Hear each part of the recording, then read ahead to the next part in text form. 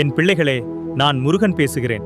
நீங்கள் என்னை உண்மையுடன் நினைத்தாலே போதும். ஆனால் பூ வைத்து வழிபட்டால் அதன் பலன் இன்னும் விரைவாக கிடைக்கும். செம்பருத்தி பூ வைத்து என்னை வழிபட்டால் உன் மனக்குழப்பம் எல்லாம் அகலும், தைரியம் உன்னுள் பெருகும். அரளிப்பூ வைத்து வணங்கினால் உன் எதிரிகள் விலகி கண் திருஷ்டி எல்லாம் நீங்கும். நீங்கள் பாதுகாப்பாக இருப்பீர்கள். மல்லிகை பூ வைத்து வழிபட்டால் உன் குடும்பத்தில் அமைதி நிலைக்கும், சந்தோஷம் நிறையும். செவ்வந்தி பூ வைத்து வழிபட்டால் உன் தொழில் வளர்ச்சி அடையும். ரோஜா பூ வைத்து என்னை நினைத்தால் உன் மனம் நிறையும், நல்ல உறவுகள் கிடைக்கும்.